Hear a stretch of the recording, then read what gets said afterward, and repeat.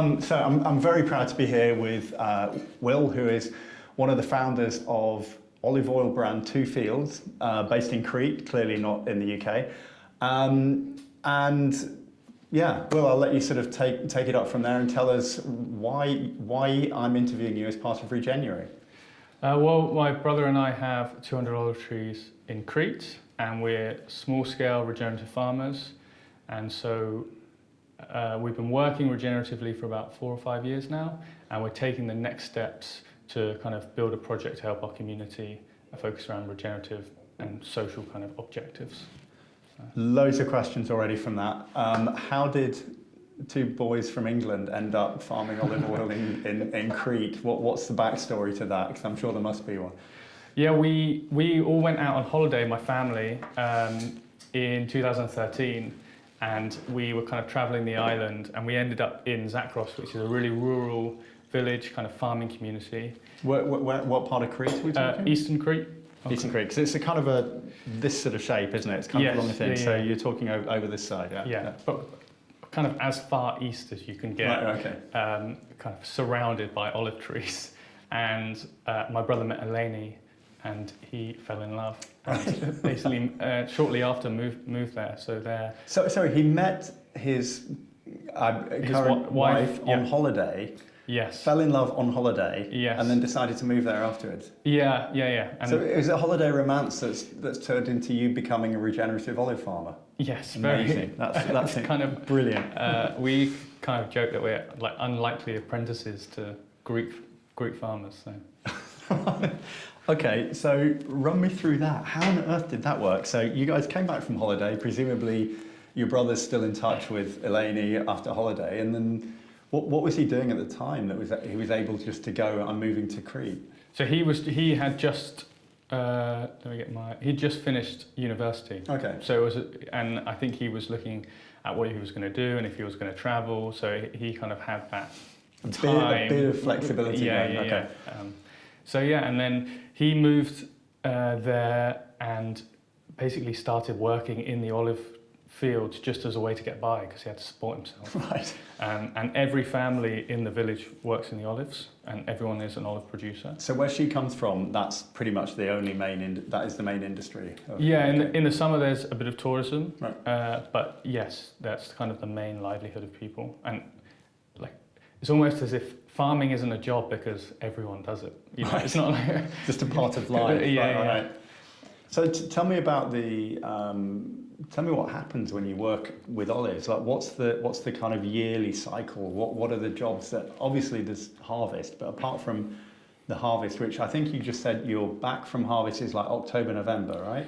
Yeah, harvest will go from end of October, beginning of November through till February time, depending on. Okay, so it's quite a long. Yeah. Is that depending on what the particular fields, how they're ripening and things, or? Yeah, it depends on that. It depends on how many trees you have. How long it takes you to do? How long it takes. Okay. And we use kind of these poles that have plastic fingers that rotate and knock the olives off. What, and literally just knock them off and then you pick them off with nets? Yeah, they're in nets, and then we hand sort them and remove the leaves and then hand bag them and take them to the site. But before that, it was villagers with sticks hitting the olive trees. So they would start and their harvest would last like 6 months. Oh my God. But the olives stay good throughout that whole length of time then? You can still take them off the trees? Well, really, for that time, yes. So it depends on a few things. One is especially if you have multiple fields in slightly different locations, even though they're all... Oh, I see, they'll slightly ripen at different times. Yeah, exactly. Yeah. And because we are part of the organic community, and we're regenerative, then typically organic farmers start to pick first. It gives them access to the cooperative machinery earlier. So they can run their organic through before the non-organic stuff pollutes the machinery, if you like, right? Yeah, but there is an overlap, so because once that overlaps, the machines has to be stopped, cleaned. Yeah. So the kind of organic farmers get a head start. Because it's a bit easier. So you guys are through first. So what happens in olive farming for the rest of the year? What other work? What are you doing apart from the harvest time? Well, it's interesting. After the harvest, there's a bit of downtime for us because it's in the winter and there's there's moisture. Often there's not in Crete Right. throughout the year. So that's really like now until spring is where we focus on a lot of our regenerative work. Right. We can plant our cover crop, we can do our microbial solutions and different things like that. And then just after that, you start pruning the trees. So Hang on, I'm going to step back a bit. Cover crops are other crops that you plant in around the trees that are providing a benefit to the soil, presumably? Yes, yeah. What's the microbial work that you said? And what cover crops and what was that other thing you were talking about? So kind of our journey into regenerative farming, we didn't know, those kind of terms hadn't emerged at the time, right? And we just saw the kind of level of chemical use and how farmers were trapped in a system where they could only farm in this way because they only had one outlet. If you've never left the village of Zakros or you never left Crete, it's incredibly hard to find a buyer. Right. And so we wanted to find a different way of doing things, and at the time we had just discovered the word of like soil health, microbial, mycelium and everything like that. Yeah. And we discovered natural farming, Korean natural farming, where you can go to an untouched kind of land or soil, similarly to a forest floor with all the leaf matter. Yeah. And if you dig underneath that, you can see the kind of mycelium and you can smell all the life. Yeah. You can actually... That sort of petrichlor, that smell of soil and... Exactly. And you can actually collect that microbial life and you can turn it into a series of microbial sprays to reintroduce that life into your soils. Hang on, so you're collecting decaying leaf matter in the wild? Yes. And then, putting it into solutions? Yeah, so you kind of create what's the equivalent of a Petri dish. So we take a wooden box filled with rice, which is an amazing food source, and then we kind of cover it with the leaves that are already breaking down. And that, after 3 days, will basically attract all this life, and you'll see the white, fluffy mycelium. You mean fungal kind of Yes, spores? yeah. What's it? It's called. Is it called koji? There's the stuff they use in making sake that gives the flavour is coming from the yeasts that grow on the. Oh, I don't know. I forget what it's called, but there's a process in the sake making where rice is basically stuff growing on it, and that's where all the fruity flavours come from. So it's kind of similar. It's kind of similar to taking a starter of sourdough, and then you're using that. Got you. Is starter the right word? Yeah. Sourdough starter. And so you can then go through a series of processes where you can essentially create a compost spray or a microbial tea.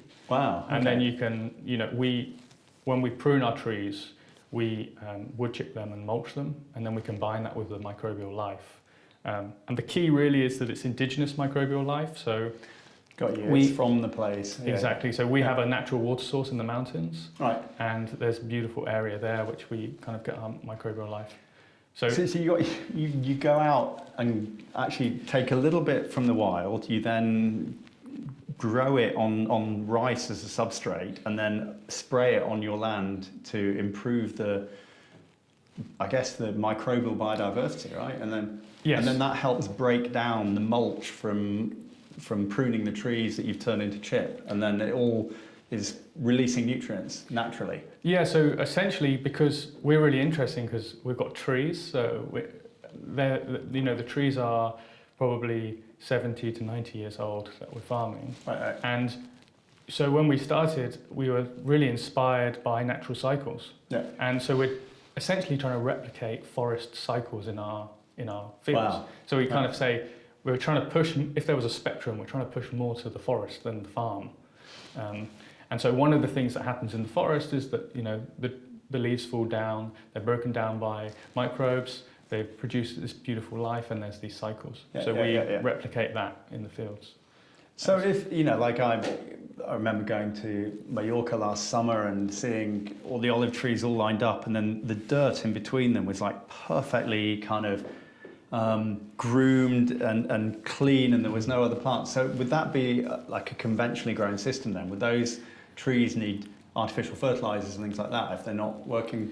It's interesting because our olive experience is only where you're from. And I kind of assumed that olive farming is olive farming, but it's not, and everyone has different ways and different kind of techniques. But typically, yes, we plant our cover crop, which we kind of talked about briefly. What is that cover crop? So we're kind of in early experiments around that, and so last year was about, I think it was a 6 or 7 seed cover crop, including pea, fava.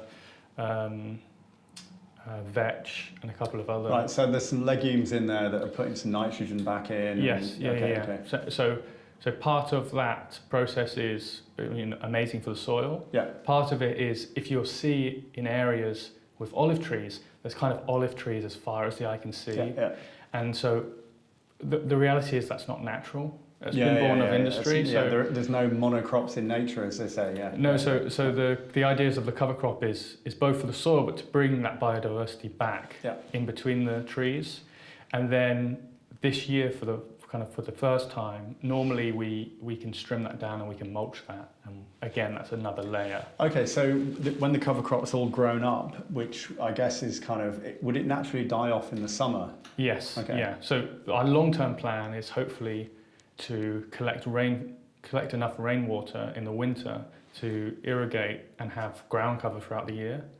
Oh wow, to actually keep that alive throughout the whole year. Is it not competing for nutrients then with the olive trees, or is it? Well, one of the thought behind that is one of our biggest challenges is that there's kind of, because of the heat, everything dies off, and you're left with exposed soil for the hottest months, which isn't great, and we already have challenges with water.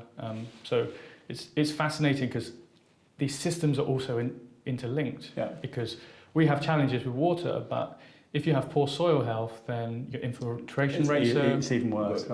So sometimes it rains, but the soil isn't healthy enough to even utilise the rain that's come. And then it just evaporates off straight away. So that's the plan. But so it's getting carbon into the soil to make the soil more absorbent and a little more resistant to drought, I guess. And lots of kind of, like you said, diversity in microbial life. And then towards the end of that kind of winter, springtime, for the first time this year, we're going to be getting in animals to kind of be in the fields for a short period. So instead of stripping down the cover crop, them to eat the cover crop and have animal integration. So goats or sheep or? Well, we thought goats, but goats are actually olive eaters. And they're kind of tree climbers as well. They're very good. Yeah. So sheep from the local shepherd. That's a bit of an experiment. To be honest, I think that's a great idea, because a grazing herbivore will basically take the place of a lawnmower, a compost heap, and a muck spreader, all in one while it's moving around. But it will do the composting bit many 20, 30, 50 times faster than you could take the dry matter, compost it, and then respread it. And it becomes more complex microbially when it's gone through a digestive system. So I'd be really interested to see how that kind of feeds back into your your soil fertility. Yeah, and we've done each of those things ourselves, so it'd be nice to have. we've loaded up the pickup truck with like a ton of manure from the local farmer. With so you have actually gone to get manure from a sheep farm? And then with spades been spreading it across the fields and everything, and then we said, I'm not sure if this is a sustainable plan. Get the sheep to do it themselves is much easier. That's amazing. So that's kind of given me a bit of an overview, but how did the local community react to 2 young English guys coming in and doing things differently? Well, it's interesting. Because we're such part of the community, because we're part of the family. Harry's married to Eleni. Right. I consider everyone in Greece family. And we were taught by Eleni's father-in-law, Yanni, who kind of took us under his wing and taught us all of the methods. And they now have a beautiful baby. Eleni and Harry have a beautiful baby girl together. So it's been, you're not outsiders. No, exactly. And actually, I think of the process of becoming part of the community, being involved in the olive harvest was a big factor.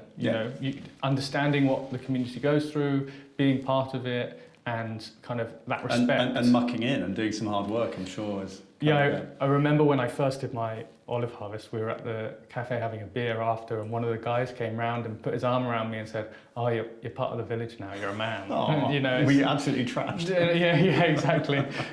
So I think that all of that helps, but we've never approached things by shouting massively about what we're doing. When there's been questions and when there's been conversations, we've talked to people about it, but there's been, you know, you guys need to do it like this. Yeah, you're trashing, you stop using that fertilizer. Yeah, so I think it's just been like, oh, what are those guys? It's a small village, so everyone kind of hears everything. So it's like, oh, what are those guys up to? Oh, they're doing it a bit differently. So there was no sort of kickback to how you were doing things then? People were, they didn't come along the other way around and start shouting at you for not doing things in the same way? Was it quite relaxed? Because I would separate the village into two. One is the craft of olive farming, which is understanding the tree, it's pruning, it's producing, cold pressing. That knowledge has been passed throughout generations and it's been honed and is deeply part of the culture there. And I would kind of separate that from farming in a way, which is this kind of outside food system dictating, pressing you for yields, increasing yields every year, pushing you down on prices, and essentially selling you chemicals as a solution. And once you're there, it's very hard to get out of that system. And so there's kind of, and what we saw when we first went to the village was this, almost this conflict between the two. You know, you've got a high, because Zakros is in a region called Lasithi, which is very renowned. It's got, you know, a PDO for its olive oil, so it can't be kind of imitated, and very renowned for quality. Yeah. But equally, you do have a conventional farming system. Right, okay. And for us, it was the first, you know, we had no farming background at all. It was the first time we'd ever seen the food system up close. And we were like, oh, this is how it affects people. Oh, this is how it affects food. And so that was the friction that made us think, there has to be another way of doing this. So the people who are there, who are farming, the sort of conventional olive farmers, if you like, what's their route to market? Is it sort of a big cooperative? Are they selling, presumably they're not kind of doing single estate bottles going to delis, that it's going into a bigger market. How does all that work? Yeah, so if it's really interesting. In Zakros, the village, there's a lot of olive oil produced of a population of about 800. So, you know, it's kind But is it all like of this sort of quality, or does it vary in quality? It's all very, very high quality. And in Greece, Crete is renowned for its oil, and in Crete, Zakros is the place. So it's like the Champagne region of yeah, and we have kind of cousins and people who come from outside and be like, oh, what's the oil like this year? Or there's just there's both this dedication, because look, I think the more rural you get, it's a lifestyle. It's a livelihood. It's not a second job or something like that. It is your life. Yeah. And also, I think it's the unique set of factors, the elevation, the soil, the this, the that. So all those things come together. But of all the oil produced in Zakros, only 5% is organic. And so what happens is there's a cooperative, and everyone's oil gets pressed and mixed into huge fats. So it all gets mixed together, in the conventional system. And then that means lots of small farmers can come together, and the cooperative will represent them. So it's like a union protected kind of thing. Yeah. Yes, and not often. Well, often it is the case that because Zakros, the olive oil industry is very bad at transparency.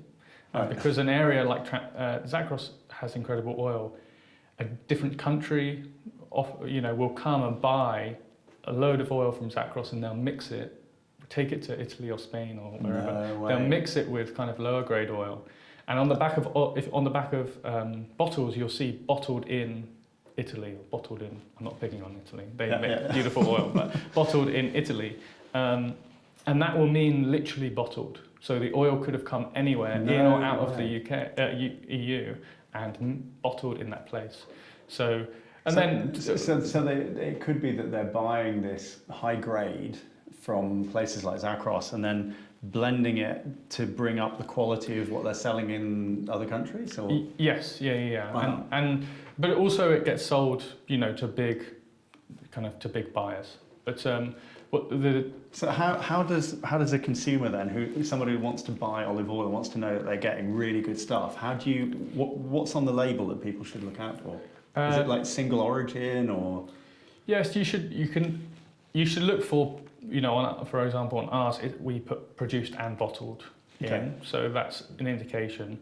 But I think it's very difficult. You should look for. There's certain phrases on the kind of legal terms on the bottle, but really, as you know lots about, it's about digging beyond that and finding a source that you can trust. Right. But if so you go there isn't like single estate or single origin or anything that is a guarantee. Then you've got to.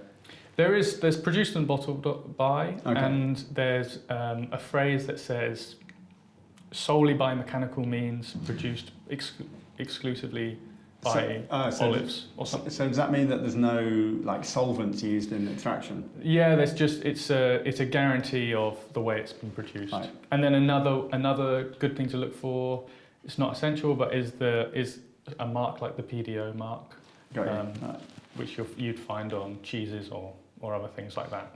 And while we're on this subject, I think when we were talking before the camera was going, you talked to me about acidity in olive oil, and I often see that when you're buying really lovely high grade olive oil, it'll have the acidity level marked down. Tell me about that. What is it, and how does it affect the quality? Well, I think the acidity is essentially one marker for quality, and I think it's the most kind of popular marker, or the kind of the go-to marker. And when you measure oil, if the acidity is below 0.8, then it would be 0.8%. Yes, and then it would be classified as an extra virgin olive oil. Okay. So, for example, if you had an acidity of perhaps 1.2, that would be a virgin olive oil. It wouldn't have made it into the category of extra virgin olive oil. Okay. And then when you start to get lower and lower, it typically demonstrates a higher quality oil. So 0.5 is a good quality oil, 0.3 is an extremely good quality oil, and less than that is kind of exceptional. Right. And go on then, tell me. There are other factors, of course, but this harvest, typically we're 0.3 or below, and this harvest is about, I know the exact number because I just read it, but it's like 0.198 or something. Wow, so this is exceptional. This is the Grand Cru, if you like.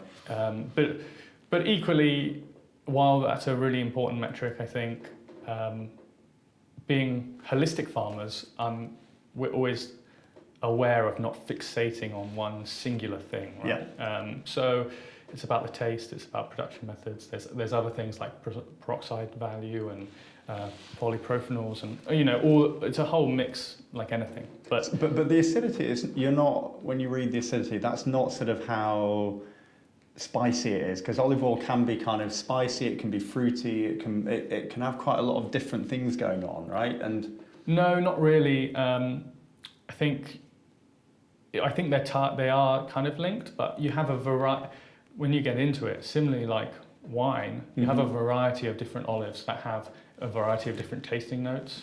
Right. So it gets more tricky because an olive from Spain has a different taste profile to an olive, a specific Koroniki olive or something like that. Is there any way that you could particularly kind of describe the characteristics of Zakros olives then? Is there a sort of flavour profile that you could describe in some way? Yeah, it's funny because we've done, even with kind of outside of two fields, we've done taste tests, and people who have tasted two fields, first batch, second batch, third batch, maybe, and we would line up and they'll be able to tell instantly. They'll be like, that just tastes like Zakros and like two fields. Wow. So it's a light and fruity oil, and then there is that peppery Peppery kick, finish. yeah, right. It's difficult. I would just say it's an oil you taste and you go, oh, that's delicious. You know, that's my. That's, No, I mean, I'm massively biased. I haven't tried this year's, but I've got a few bottles of last year's, I think it would be, or the year before's in the cupboard, and it is absolutely extraordinary. And you know, I've given it to chef friends who have come in here to do some filming and said, just try this, and without exception, everybody has said it's up there with the best they've ever tasted. You're making a really extraordinary product.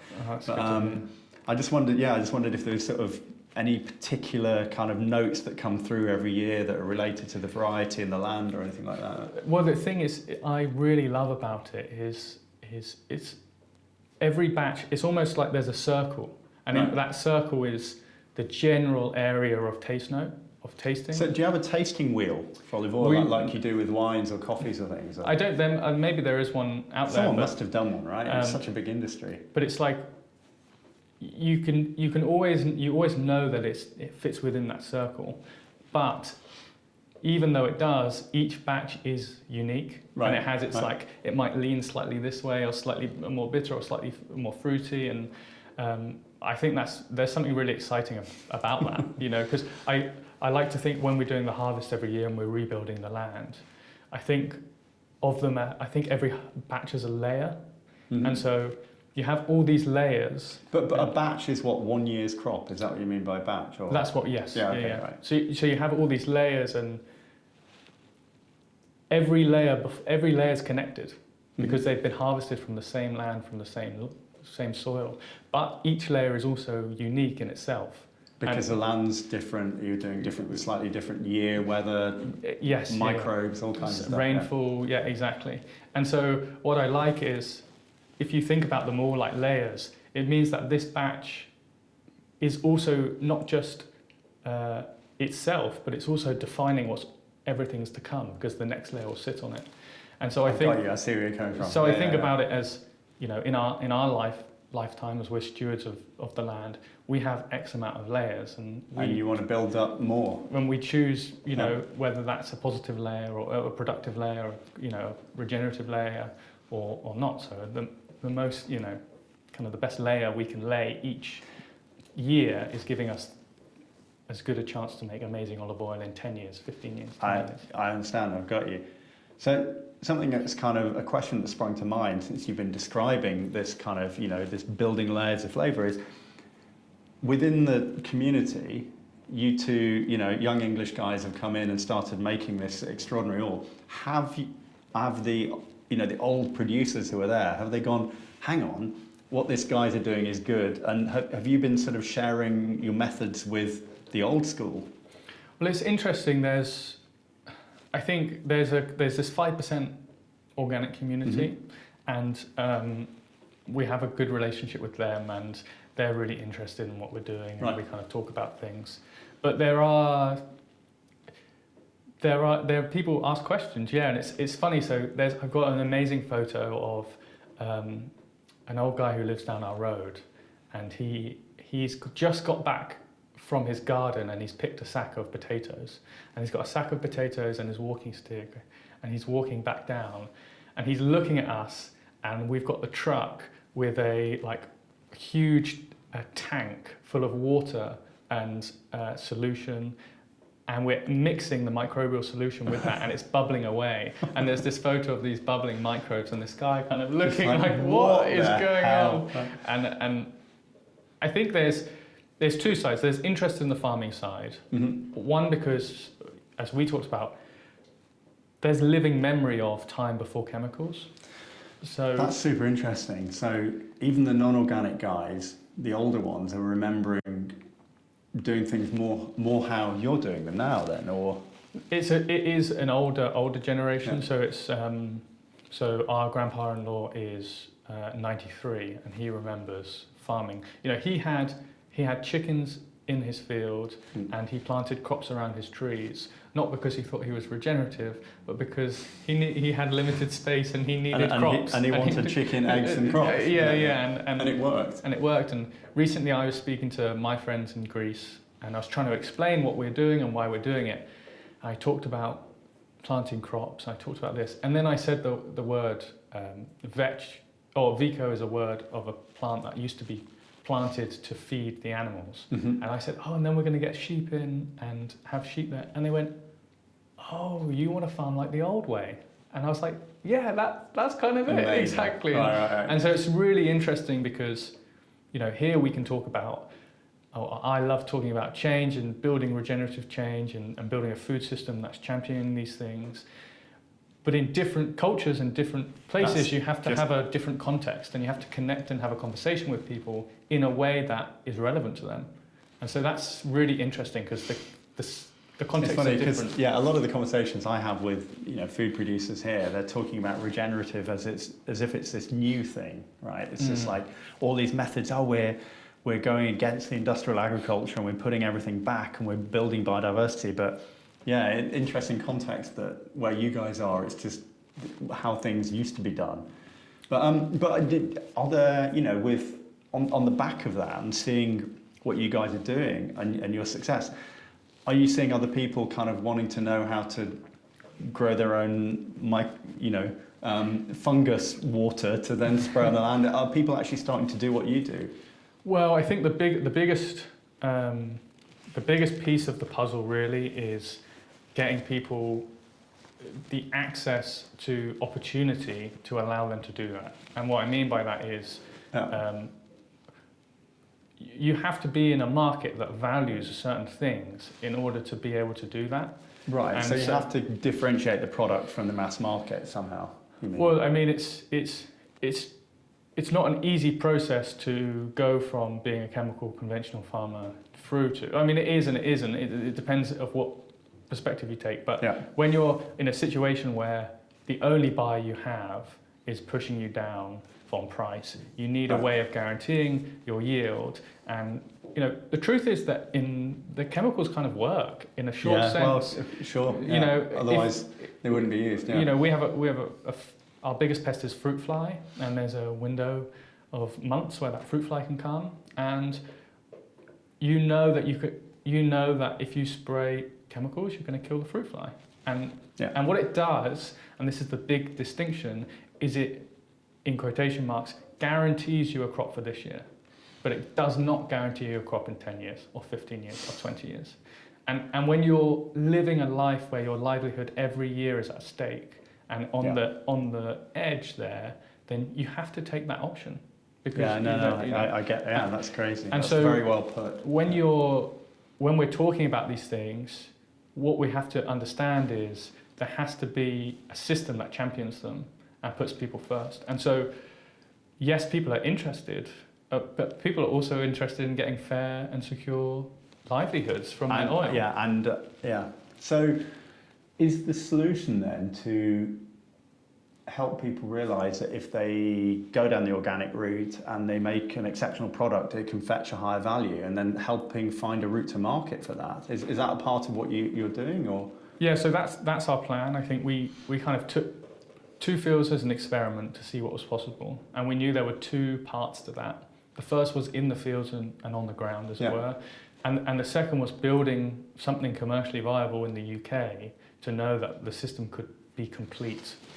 And okay, when you say that, so your route to market is primarily the UK, is it? For 100%, yeah. Right. We sell to delis and online and have a small retail brand. And when we started, these terms like regenerative farming weren't being talked about. And we a few years into farming that way, we discovered we were regenerative farmers. We were like, oh, this is what we do.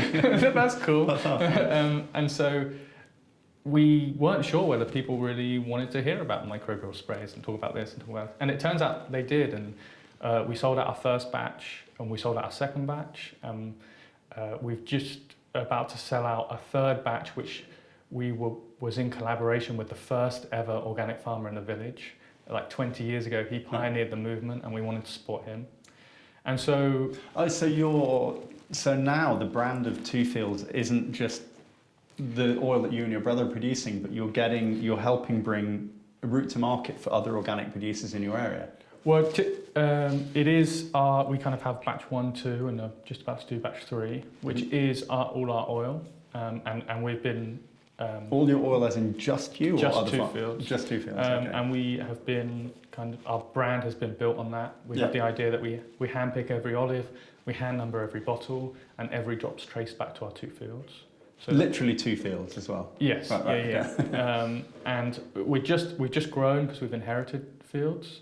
Okay. So we have very sadly my brother's father-in-law and our mentor passed away last year, and so his wife, our mother-in-law, is her sole income was olives, and so she's asked us if we could become stewards to her land, and so those trees are becoming part of two fields, so we can provide her with an income and livelihood. So and are they all the same varietal, or the same olive? Yes. On the same sort of terroir. So yes. it all okay. And then we sold out of our batch 2 earlier than we thought, and so we had this window, and we thought, what should we do? And it felt like a good opportunity to support someone rather than do nothing. So amazing. We launched a new series which is called the Celebrating Series, where we, hopefully every year, if we have the opportunity, we'll pick one farmer in the village, tell his story, tell her story, celebrate them for what they're doing. And you guys, of course, you're pretty media savvy, so you've got cameras, you make films, you do things like that? Yeah, and we're trying to do more and more of that. Yeah. And but then, really, I think in the kind of after Yanni passed away, I think that was a really difficult time for us. It was very unexpected and really reflected on what it means to be part of a community. For someone to pass on their craft, to treat you like a son and to teach you everything. It was a great honour. It was an honour. It's honestly an honour, but that Yanni was a link in a chain of generations, and to be that next generation really made us think about, the opportunity and the knowledge we have. And the reality is that we know there's no future in conventional farming. And when that's blunt but true. And when you have when you have a rural farming village whose livelihoods depend on fertile land and oil production, the future doesn't look very good, And so we had to we felt that we needed to do something about that. And anyway, as we were making our decisions about how we wanted to step in scale and do things, and kind of we always knew we wanted, even if we remained small, we wanted two fields to be kind of a pilot for what was possible and to prove what was possible. Right. So Two Fields is kind of acting as your flagship brand that is producing this incredibly high quality, but also showing the people in the community where you can get to, and hopefully, I assume what you're trying to do is get this 5% that you said is organic in the area to be a much bigger percentage than just 5, and get more people farming organically. And then will you help them find routes to market? Is that part of the plan? Well, so the plan is we're launching next month. We're launching a new project, which is a social regenerative project. So the idea is that instead of us buying more trees to scale, we'll help people, and we'll help people transition to organic, or so the plan is to, and we've started already, is teaching farmers on the ground regenerative farming methods. I think organic is a good marker and it's a good benchmark, but ultimately a good starting point. But ultimately we want to help the organic community transition to regenerative. And so I see. So start with the 5% who are organic now, get them to be more regenerative, and then So the idea is meeting a farmer wherever they are. So we're working with a farmer who has just stopped being a chemical farmer, conventional farmer, and we're helping do that whole transition. Right. And so the idea is to teach regenerative farming on the ground. We're part of the community. We have our fields. I think it's very important that change comes led with context and understanding of a community. And then we're... it's a super... I can imagine it could be a super sensitive thing to do. I could imagine...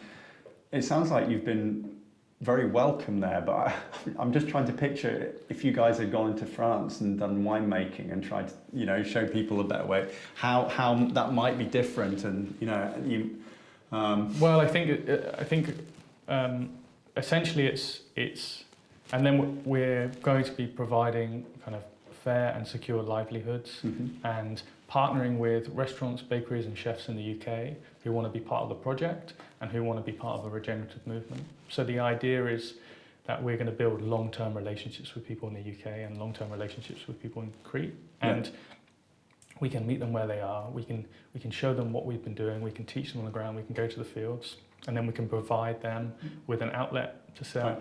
So really, in Zakros right now, we have one system, and we're trying to build an alternative system that values and promotes people, quality, soil health, and nature. And so got our first handful of partners. All right, so this movement is kind of starting now. It's all... Yeah, and our first handful of farmers as well. So we're taking those first steps. Amazing. And will this, so almost this is like your kind of regenerative project that's not your own brand. Is this going to have a different brand name, or how's it going to be marketed? So this is all kind of kitchen use. So we don't. Two Fields is only retail.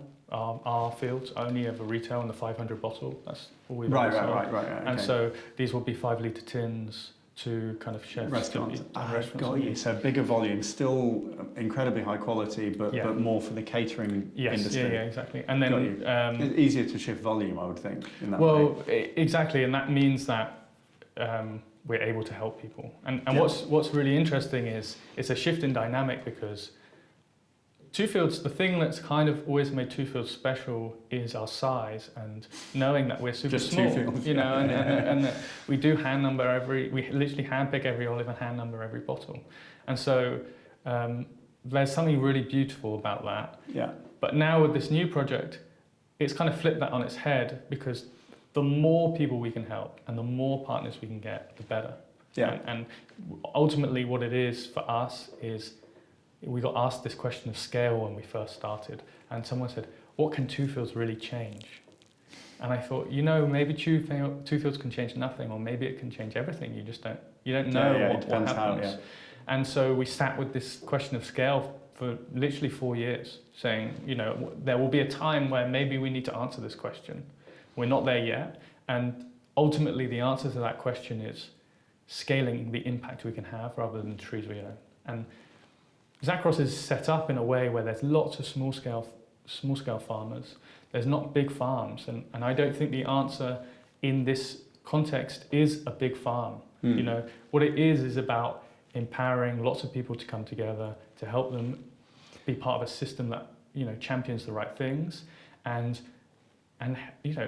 imagine if we can help 15, 25, 30 families in Zakros. Yeah, amazing. It would be incredible. Or across the region. But a couple of questions. So, is everybody in the region they're farming the same olive? It's Yes. the same varietal. Correct. So there's a standardization there. There's some, but when you're sort of selecting from maybe 15 or 20 farms, for the catering stuff, is everything going to get blended together, or are you going to try and keep some of it separate according to some sort of properties or grade? How would that work? It's super interesting. One of the big challenges in the cooperative and conventional system is everything's mixed. And so what you get, and you get this generic kind of... Well, what you get is that it's not tested before it's mixed. And in a system that values quantity over everything else, you get farmers trying to take on more olives just to keep afloat, or you get excessive chemical spray, and it's a spiral, right? You spray chemicals to protect the pest, your trees from the pest, and in 2 years, that pest is more resistant to the chemicals. So what do? You spray more chemicals, or or use a harsher chemical. And what you get is a monoculture with very little natural resistance. Yeah. And so if you have a bacteria problem, or if you have a problem, that can kind of rip through the area much more than if there was a diverse cover crops and there's healthy soils. And so what you get is, if everyone mixes their oil without testing, if 60% or 20% or 40% isn't great for whatever reason, even beyond the farmer's control, it's the quality always goes to the lowest common denominator. And Got that you. will mean that the price will drop for everyone out of nowhere because of that, right? And So there's a slight bit of safety in numbers, because if you are the guy that's messed up and your quality is low, you're at least getting the same as everybody else. well, you could think of it like, I don't quite view it as that, but devil's advocate view, but yeah. One of the things we want to do is, ideally in the long term, we want to work. I think we want to do a farmer to a restaurant and pair. But what we're doing, it's funny because Zakros is such a small place that in any other farming context, it would be called single origin, because it's all so close and it's all 100% Koroniki and it's all this.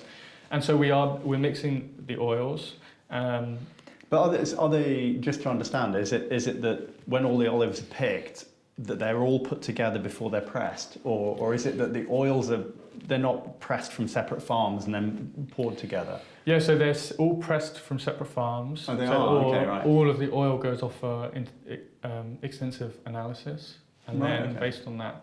And the idea is that we want to build a system where we build resilience into the system. So, for example, if there's a farmer who's a mechanic and he's been looking at different ways of kind of natural pest solutions, and he was like, I came up with this, and so he can offer his skills. There's one other farmer in the area. What's he doing? It's about basically we have fruit fly traps, where instead of like spraying the trees full of chemicals, you can put something into like a bottle trap, and that will kind of stop the fruit flies more than the olives. And then we use a white kaolin clay as well, which is a white clay, and what that does is it makes the olive surface very rough. And so when a fruit fly is looking for an olive, if it thinks it's kind of not top quality, and the clay is on the olives. Yes, yeah. If it thinks it's rough, it thinks the olive isn't ripe and isn't like a good place to lay its egg. Wow, it tricks the fruit fly. And it tricks the fruit fly. It also helps with the sun as well. It reflects the sun. I've seen olive trees in other countries like painted white. Is that? No, that's often, I think, to do with if it's near the roadside with headlights and stuff. Reflection. Oh, really? Yeah. So I've seen that a lot in the Balearics and like Mallorca and Ibiza, and you see kind of white olive trees. And I wondered if it was some sort of pest protection or. Maybe I don't. It might be something I don't know. But it could just show you where the road is. And so the idea is to mix them, to test them, and to get them. So we want to build a system that's resilient, and in part of that, if someone's, farming is risky, right? You might have a bad harvest, and the idea is if we can build a network of farmers working in the same way. If, say, you didn't have any olives that year, then the network would be able to find you work within the other farms to mean that you could still provide. That's like creating a cooperative kind of environment. That's kind of the goal we're heading towards, right? So we can and the same with equipment sharing, knowledge sharing, and different things like that. So yes, the oil is going to be mixed, but it will be tested first, and then everything's put in. And it's, like I said, all of a similar kind of it's same area and 100% the same olive. Amazing. But of course, the thing about, like, I asked you because I didn't know this before, but you can't kind of, before at harvest time, you can't just pluck an olive off and eat it and know what the oil's going to taste like afterwards. No, but there's this, I love this kind of art and science of farming, right? You get a sense, and you get an indication if there's fruit fly damage, or if there's been particular difficulties. For example, if you prune your trees in the winter and then after you prune your trees there's a frost, that can cause issues with your trees, and there's there's different factors, and you do over a year you get a sense of, this will be a good year, right. Or this is a bit more of a challenging year. And you guys have figured that out after what, just 4 or 5 years of doing this?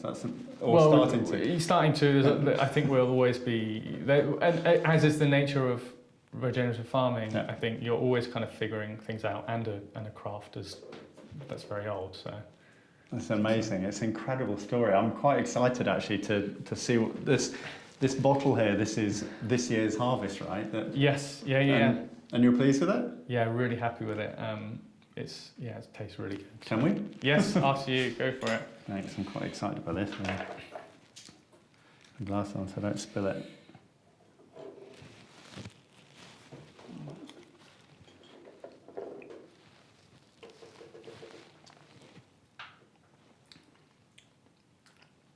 There's a little bit of the pepperiness isn't too strong. It's coming through. It's quite a delayed. It's coming through now. Oh yeah, it comes through strongly. Yeah. It's a little bit. There's something quite sweet at the front. Yes, yeah. There's something almost floral and honey-like at the front. It's extraordinary. Really complex, but it's strange. We didn't really appreciate this until other people were tasting it, and we tasted other oils. It's got a very long taste. Yeah, if that it's makes still going. Yeah. And interestingly, the pepperiness, which is almost like that sort of rocket or arugula type pepperiness, as that's fading, there's almost a sort of floral honey sweetness. Yeah, it's that's still there. I haven't actually. When it's first pressed, it kind of sits for a little while and then mellows over like a month and a half. That is really delicious. And I haven't actually tasted it in a few weeks, and it has mellowed and it's very smooth, especially at the front. Yeah, it is. It's very kind of floral honey-like. Then you get the peppery kick, and then almost the smoothness comes back at the end. Very, very good. And we were sitting with a chef recently who described it as buttery almost. Yeah, I can see that. I can see that. Yeah, it's almost like the very first thing I got was, which I'm not used to tasting in olive oil, was almost like a honey, like almost a bit of like orange blossom sweetness to it. And then the peppery came through and you're like, whoa, oh man, that would be so good on a... Yeah, so another thing I wanted to ask you, what can people do with really high grade olive oil that they might not have thought of? Like what are the ways of using it that you've... It's a good question. I just love ways that really make the oil sing. So sure. I mean, because I've heard people like pouring it on ice cream and all kinds of wacky. I was mentioning we did a collaboration with Conquered Gin, and they did fat wash gin with your olive oil. Yes, right? and they created a clean, dirty martini. Amazing. So that was cool. I'm a big, anything. Even finishing meat, fish, salads, lentils. So don't cook with oil of this grade, but use it as a finisher after. So cook things separately, pour this on, don't overheat it. Yes, exactly. And even things like I love mashed potatoes or potatoes. God, I could see that. Yeah, and just then, like instead of butter. So I mean, in Greece, it's almost like the meal's what you're having with olive oil. This is the main event. Yeah. You find ways of absorbing and soaking it up. Yeah. So I mean, Greek food it's essentially quite simple, right? It's just letting ingredients kind of do their thing. Yeah, it is, and I think part of that is in the village, in particular, everyone grows their food. Everyone's got a little garden, and everyone grows their food. So the majority of food, fruit and veg, is coming from the garden. Yeah, so, I remember going to a place in Crete called Loutra, which is a little kind of beach town, but with no roads that you get to it. And spending a couple of days there and going for a walk in the hill behind it, and finding these kind of tiny little like quarter-acre plots where people had, but it was for the restaurants. And the restaurants basically just taken a bit of hillside, made a brick wall, like a stone wall around it, and were growing some veg. Yes, because it's hard to get things in and out of that place. And there was a little sign as to which restaurant it was, and that was their veg patch. No, and it's amazing because Grandpa Manoli, our grandpa-in-law, he's 93, and this harvest he came to the fields to help pick, and he was kind of squatted down sorting olives. And in the winter times or in the spring, he has his garden, so he always goes down to the garden. And when it's time to pick the potatoes, he'll go down and you'll just hear him tuk, and he'll pick a line of potatoes once a day, and he'll fill up a sack, and he'll put it on his back, and he'll walk back to his house. And every day he walks down the village, through the olive trees to his chickens, and he sits with the chickens in the morning. Then he does his thing. And 93, perfectly healthy. There's got to be something in the food, right? Something in the oil, I think. Something in the oil. Amazing. That's incredible. It's been a fascinating talk, Will. I think that's kind of brought us to a lovely kind of wrap-up point. You'll, of course, give me links where people can find the olive oil, and if anyone from the catering industry is watching this, you need this stuff. You need this stuff in your restaurant. It's absolutely extraordinary. Mate, thank you very much. Thanks very much. Good talk. Cheers.